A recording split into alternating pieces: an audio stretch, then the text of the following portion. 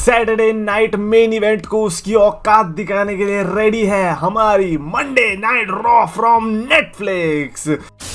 तो yes, you're my champions of the world, Mount Reaction, the best wrestling creator on this subcontinent with the best wrestling audience। और सबसे पहले हम raw से ही शुरू करते हैं। और ये आज की रॉ नहीं नेटफ्लिक्स पे आने वाली है, क्योंकि उसके लिए ट्रिपल एच ने रिवील कर दिया है लोगो विद दैट 45 सेकंड का ट्रेलर, जिसमें हमें पता क्या चला है कि न्यू एरा आने वाला है, तो इसलिए न्यू लोगो भी आएगा। एंड जो पहले लीक हुआ था लोगो, ये वो लोगो नहीं है, ये कुछ अलग ही दिखाई दे रहा है। And not going to lie, क्योंकि जिस तरीके का स्मैकडाउन का लोगो है उसी पे फिट भी बैठ रहा है। और अभी के लिए तो मेरे को इसमें कोई दिक्कत दिख नहीं रही। और यूजुअली क्या होता है, फर्स्ट टाइम ही दिक्कत दिखती है, लेकिन अगर मेरे को अभी नहीं दिख रही तो शायद आगे भी नहीं दिखेगी। और यार ऑनेस्टली बताऊं, 2-3 साल की बात होती है, ज़्यादा ही बोल रहा हूँ, 1-2 साल में इनके चेंज होते रहते हैं, तो इसलिए इतना लोड नहीं लेते कि अरे भाई ऐसा क्यों कर दिया, ऐसा क्यों कर दिया, वो दोबारा से चेंज कर देंगे, उसकी कोई टेंशन है ही नहीं।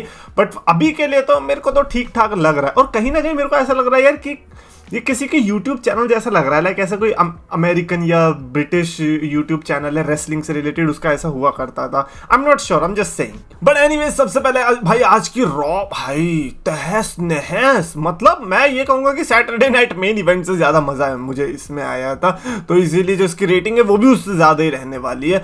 सबसे पहले तो सीएम पंक के प्रोमो से शुरू हुआ था। भाई सीएम पंक आता है, और अगर सीएम पंक आ रहा है तो इसीलिए भाई मेरे लिए तो रॉ ऑलरेडी बेटर हो गई है। आपका फेवरेट सुपरस्टार अगर रॉ में आ रहा है, that means the show is good. And CM Punk came, अब क्योंकि रेसलमेनिया आने वाली है, रंबल आने वाली है, हमें ये और भी ज्यादा देखने को मिलने वाले हैं। तो सीएम पंक ने आज तो पहले तो बहुत टॉन्ट मारा। भाई क्या तगड़ी एक्टिंग करता है सेथ रॉलिंस की है। कहता है कि आएगा अपने स्टूपिड से म्यूजिक में और फिर हंसेगा, ऐसे कपड़े पहन के आएगा, उसको लगेगा पता नहीं क्या है, वो सेलिब्रिटी बन रखा है कहीं का। और फिर ये भी बोला कि इसमें गलती मेरी ही है, मैं पूरी गलती मानता हूँ, क्योंकि एक टीचर की हमेशा गलती होती है, कि स्टूडेंट की।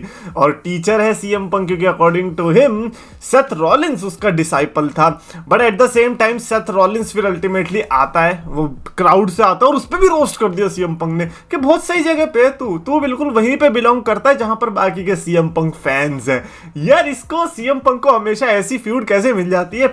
वहां पे जब गया ऑल एलीट रेसलिंग में, वहां एमजेएफ से ऐसी फ्यूड हो गई थी कि भैया है ना, यू नो फैन और वो, और यहां पर भी सेथ रॉलिंस के साथ सेम चीज हो रही है। एंड देन जब सेथ रॉलिंस ने एक बात बोल दी तो उस पर इतना गुस्सा आ गया कि भैया तूने तो फिर से वही वाली बात बाय द वे जो लास्ट टाइम करा था, कि सेथ रॉलिंस यानी कि मैंने तो फिर भी इतने मेन इवेंट कर दिए जितने तो तूने कभी करे भी नहीं है, तो उससे ज्यादा ही करे। सीएम पंक ने कितने करे? 0। सेथ रॉलिंस ने कितने करे? 1। अगर हम उसको भी काउंट करें रेसलमेनिया 31 को तो 2 कह सकते हैं, बट मोटा मोटा कह लो कि 1 है। ओवरऑल सीएम पंक को इस पे गुस्सा आया और जाके करने चला गया ब्रॉल। यहीं से पता चल रहा है कि रेसलमेनिया नाइट 1 के लिए क्या प्लान कर रहे हैं main event CM Punk and Seth Rollins. But ये जो ब्रॉल हुआ ना, यहां से एडम पियर्स की खोपड़ी सनक गई। भाई इतना तगड़ा ब्रॉल देखने के बाद एडम पियर्स ने बोला कि इनको इतना लेट नहीं टिकाते हैं, इनको करते हैं रॉ नेटफ्लिक्स के लिए।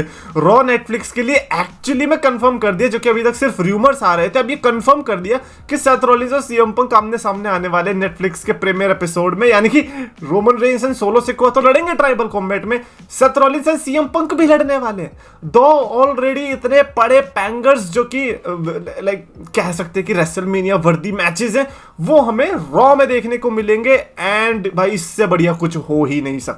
अब लड़ लो कि किसको मेन इवेंट करना है, क्योंकि अगर इतना तगड़ा अगर ऐसे मैचेस दोगे तो फिर कैसे डिसाइड करें कि मेन इवेंट किसको देना चाहिए। टू बी ऑनेस्ट मैं सेथ रॉलिंस और सीएम पंक को प्रेफर करूंगा over Roman Reigns and solo Sikoa. वो बहुत अच्छा ओपनर बन सकता है। बट एनीवेज उल्टा ही ना हो जाए भाई मेरी prediction.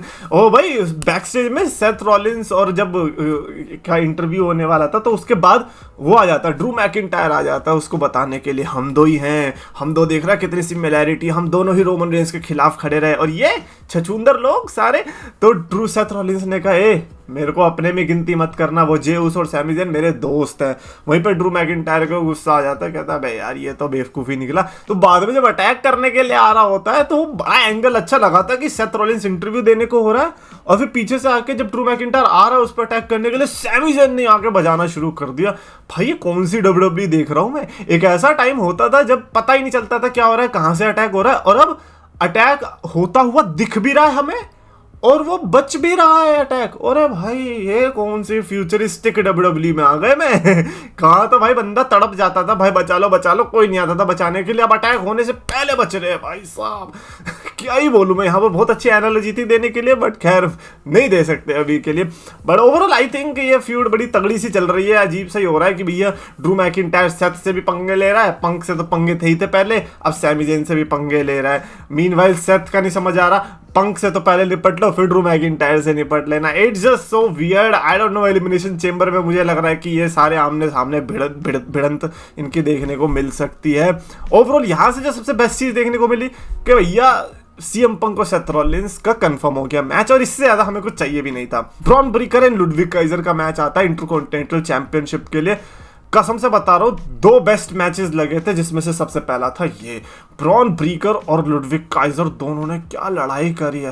Probably one of my favourite matches जो इन दोनों में से दिया। Ludwig Kaizer keeps on impressing यार, कैसा टैलेंट है यार। मतलब मेरे लिए तो लुडविग काइजर का बार बस कॉन्स्टेंटली रेज ही हुआ जा रहा है। अगर आप मेरे को बोल दोगे कि लुडविग काइजर चैंपियनशिप जीतना चाहिए, मैं तो हाँ बोल दूंगा भाई मेरे को कोई शर्म नहीं है, बिकॉज लुडविग काइजर ने अर्न किया। लोग डिजर्व बोलते हैं, मैं कह रहा हूँ कि उसने अर्न किया है। वो यहाँ पर भी आज भी जीत सकता था, लेकिन यहाँ ब्रॉन ब्रीकर को थोड़ा हराना मुश्किल हो जाता है unless you belongs to a Samoan family, but हराना मुश्किल है, ठीक है ना। तो लुडविग काइजर ने फिर भी अपनी पूरी जान लगा दी है ना। यहाँ पे हाथ में भी दर्द हो गया था बेचारे ब्रॉन ब्रीकर के, और वो वाला मोमेंट अच्छा था जो रिंग साइड पे हमें देखने को मिला था।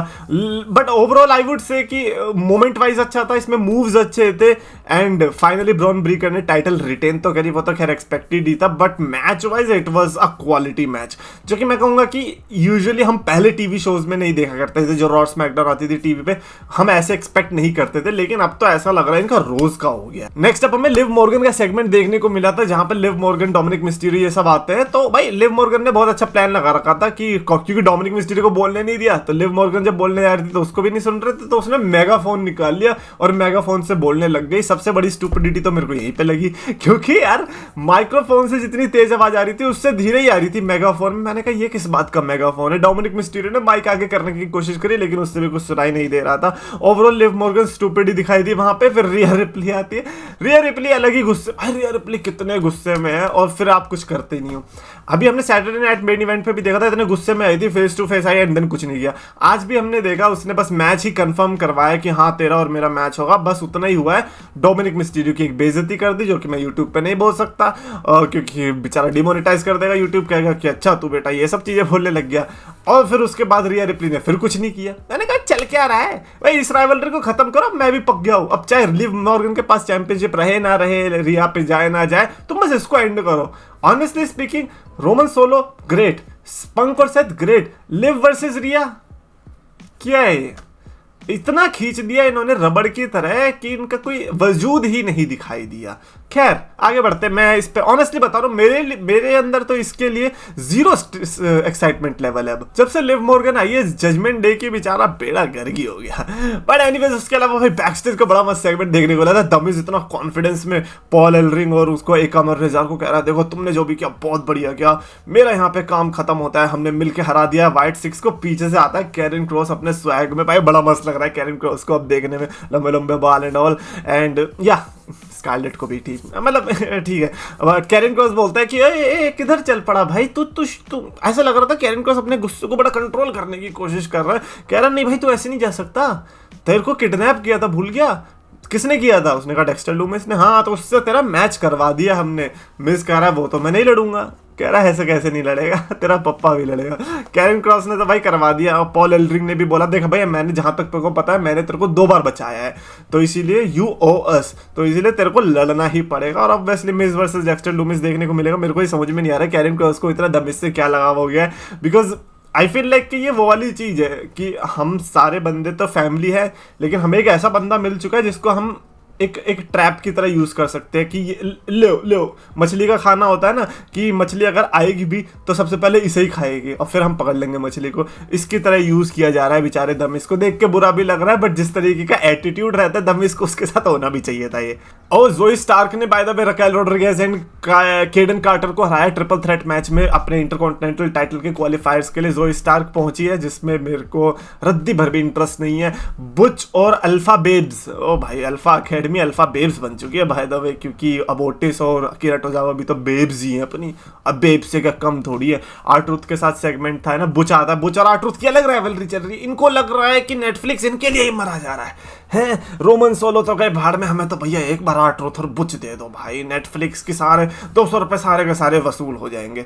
उसके बाद अमेरिकन मेड आती है और अल्फा बेब्स को जो चैट गेबल है वो बेचारा बेइज्जती कर देता है कि भैया तू बेवकूफ तू बेवकूफ तू बेवकूफ, वही पुराना चल रहा है। और ऐसा लग रहा है कि ओटिस भाई तुम अब किस चीज से दबते हो यार चैट गेबल से, मुझे कुछ समझ में नहीं आ रहा भाई। तुम्हारी कौन सी वीडियो है चैट गेबल के पास जो वो लीक हो जाएगी जिसके डर से आप ऐसे करते हो? गलत बात है ये। अच्छा, उसके अलावा एक और चीज बढ़िया लगी थ्रू आउट कि हमें न्यू डे होमलेस दिखाई दी। न्यू डे को कोई रहने ही नहीं दे रहा है, न्यू डे को कोई रखना नहीं चाह रहा है। रे मिस्टीरियो ने मना कर दिया, फिर बेचारा बैग वैग लेके घूम रहे हैं। इंटरव्यूअर पूछ रही है कि भैया तुम्हारा तो घर ही उजड़ गया है, तुम्हें कोई रखना ही नहीं चाह रहा है। तो न्यू डे का एटीट्यूड पूरा जा नहीं रहा है, 0 पे बिल्कुल भी नहीं जा रहा है, 100 लेवल पे ये, चाहे भले ही उनके कच्चे फट गए लेकिन भाई उनका घमंड नहीं जा रहा है। और ये घमंड ऑब्वियसली आगे चल के टूटेगा। बट ओवरऑल मैं कहूंगा कि 2 घंटे की रॉ के अंदर जिस तरीके से कितने टैलेंटेड सुपरस्टार्स हैं और कितनी सारी राइवलरीज चल रही है, ऐसे में न्यू डे की इस छोटे से सेगमेंट से भी राइवलरी को कंटिन्यू करना भाई एक कला है यार। मेरे हिसाब से डब्ल्यूडब्ल्यूई इस समय जिस तरीके से चल रही है ना,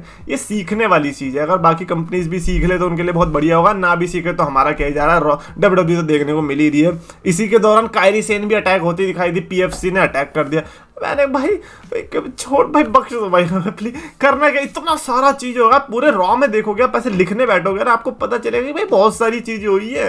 ये कम था कि हमें एक ओ देखने को मिलेगा, एक अलग ही टीज देखने को मिल रहा है, जैसे वाइट 6 के टाइम पे नहीं आता था और शिंस्के नाकामुरा की विनेट्स आती, उस टाइप का कुछ था कि ओ आ गया और उसमें ऐसे बीच में डंडा आ गया, फाई टाइप का कुछ बना दिया। आई डोंट नो उसका क्या मतलब है। लोग कह रहे हैं कि पेंटागन आ रहा है, रे फिनिक्स आ रहा है, बट मेरे को लगता है कि कोई बेकार भी हो सकता है।